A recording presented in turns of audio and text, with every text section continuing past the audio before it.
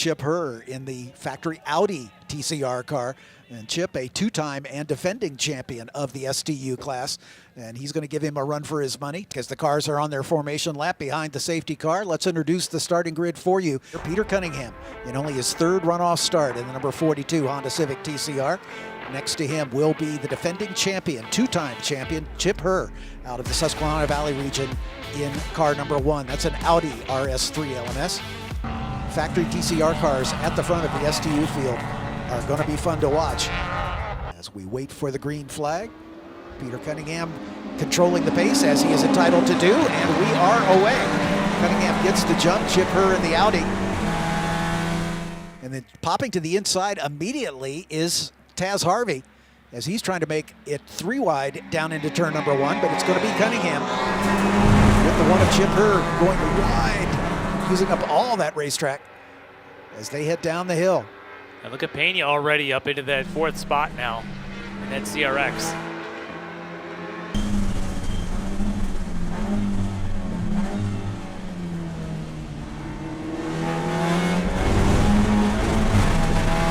Heading down into turn 5, back at the front, it's still Cunningham in the Civic with the Audi of Chip Herr right on his bumper as these two beginning to pull away a bit from Taz Harvey. Looking at Chip Herr here, he's just showing a lot, and that's a little more than showing. Yes, indeed. He put his nose in there, but Petey said, thank you very much, I'll keep the lead here.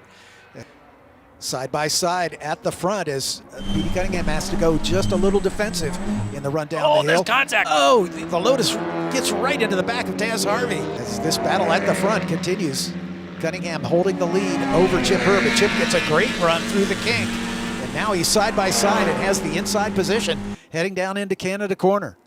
Yeah, I don't know that Cunningham's going to back out. He's going to try and stay there as long as he can, but that's a really good position for Herr to hold that inside line. So now we'll see how good the Cunningham car is in chase mode as he's led the first couple of laps here. As they head down into turn 14, PD thinks about retaking that lead right away.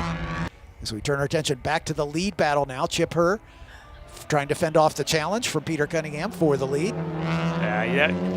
Cunningham didn't have any intention of going by there. He just deliberately moved over, wanted that mirror to be completely full of that livery, and just showing Chip that I'm not going anywhere, I'm going to be here. But you even saw Petey even break earlier. He knew he had no intention of dive bombing, and that's not the kind of racer he wants to be today, but he certainly wants Chip to be watching those mirrors more than he's really watching his turn-in points. Interesting to see the two. It looks like Herr's car is so much wider, but in reality it's not much. But you know, the fender flares so apparent on that Audi. Looks like that would give Petey a little bit of a aerodynamic advantage on these long straightaways.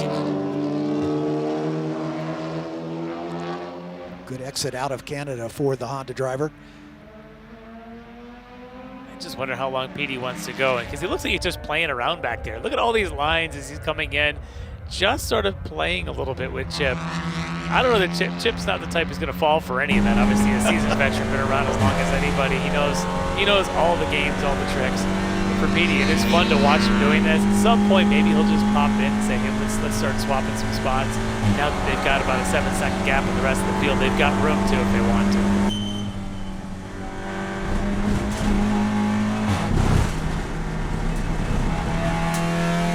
They come down the hill into 3. This time, Cunningham got a really good exit of 1, and Chip says, all right, fine, you can have this one. We'll continue to play later. And Chip, again, maybe thinking he could do the same thing to Petey that was just done and just sort of play with him back there. Yeah, exactly right.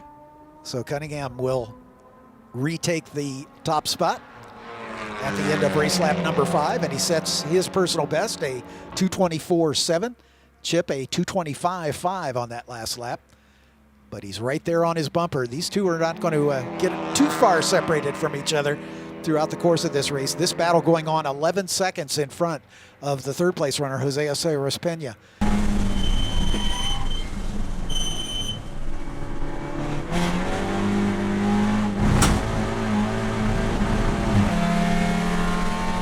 Now we turn our attention back to the lead battle in STU.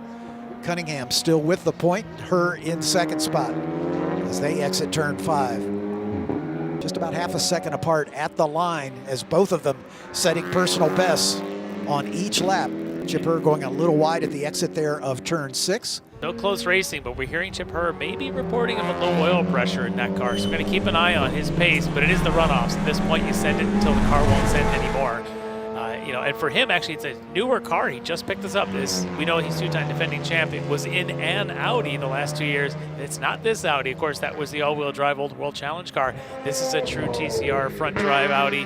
Very, very different cars. And for him, story I heard, just picked it up a couple of weeks ago practically, or maybe in August. And so still maybe getting things sorted out and getting used to how that car wants to go. And apparently picked up the pace relatively quickly as he's fighting for the lead here with Peter Cunningham. Yeah, gets a good run through Kettle Bottoms down into Canada Corner. They're going to catch some traffic there in front of them. Rick Klein out of the Atlanta region in his first runoff start.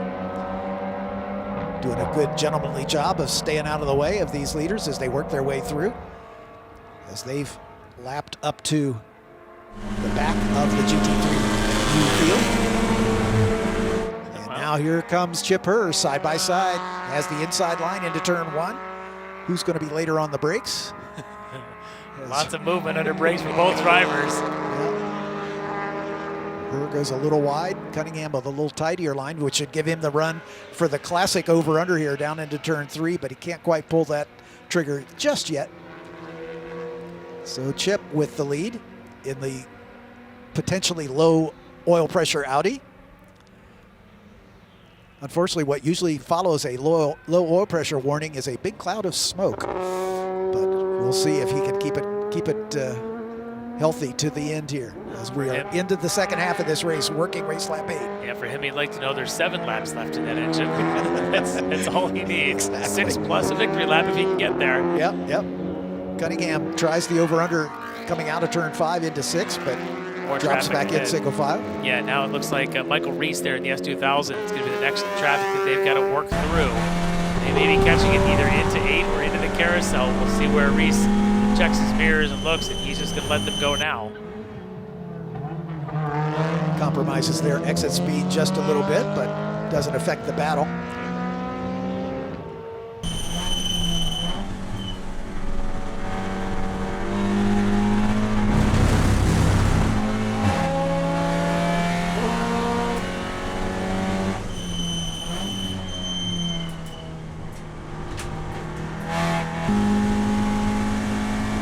Down into turn 5. Just later on the brakes is Petey Cunningham. Deep on the brakes. And he actually was able to hold that line very well. I wonder if Chip Herr kind of broke it a touch early this time by maybe getting a little bit warmer brakes at this stage of the race. Cunningham pouncing on the opportunity. And maintaining his lead here as Chip Herr uses up all the runoff and then some. That is the TCR line. Chip Herr not letting Peter Cunningham get away here. As long as these two have been racing in pro racing, you would think that they started with years of runoff experience.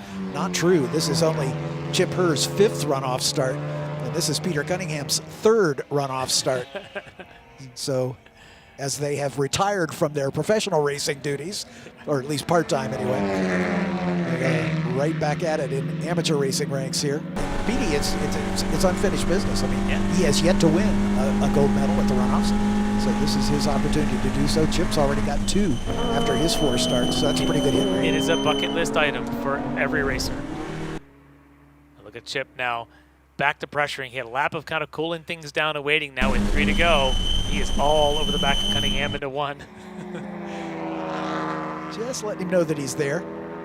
Using up all the racetrack once again, and plus a little more. Cunningham being a little defensive now, is a little off the normal racing line heading down to turn 3.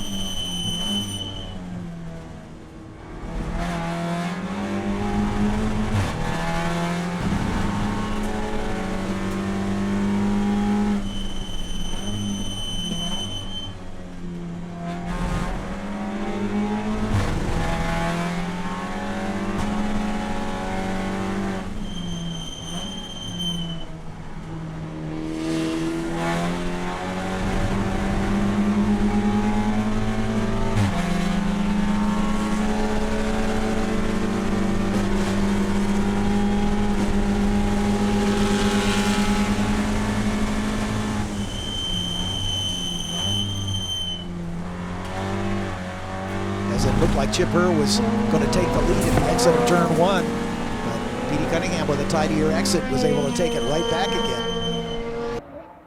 And now the battle for the lead coming to the white flag. It is Peter Cunningham with the point. The interval at the line, 0.6 of a second. How many more tricks does Chip have, and how many more defend the line does Petey Cunningham have? How many more tricks for both of them? Same line through one they've been doing the last 6-7 laps. Herr runs wide. Cunningham stays inside of that wide run. Really 3 braking zones left. The one at the bottom of the hill at turn 5 is probably the best. And then hurry downs down into turn 8 is an opportunity. And the final one is at Canada. Cunningham squirrely under the brakes as he realizes he's got to, and Herr goes long. Tried to keep the braking as late as he could, but he went a little too long. Yeah, that's where Cunningham sees a heavy advantage on the brakes into 5 all race. We saw already a pass there earlier in that same spot this time. Maybe Chip was trying to just make sure he stays with them and just broke a little bit later than the car wanted to. Peter Cunningham finally gets it done in his 3rd runoff start, takes the gold medal. Chip Herr in a valiant charge, margin of victory just over a second, 1.2. Jose Osiris Pena in a well-deserved 3rd spot among these TCR cars. Osiris Pena. These guys should side come by home in side 3rd. On the cool down. Having a wave to each other, Absolutely. I'm sure. Yeah, great race between these 2 veterans. Yeah, I can't wait to see them on the podium. Peter, normally I say things like, your 2nd ever Runoffs podium, it's a win, how does it feel? But I get to say a 7-time World Challenge champion with a very first ever Runoffs National Championship. How does that feel? It feels great, Hayward. I mean, we did this, back before the tracks were paved in 1984 and 1988, and then, I focused on pro racing and other stuff for all that time. But there was no conflict this year, and it was at my home track celebrating its 70th anniversary of existence, so it just seemed like the right time to come back and attempt it, but Chip made it awfully difficult. He did indeed. Tell us just a little bit about this car. It's a beautiful race car. It looks very fun to drive and incredibly well built. What do these cars like to drive?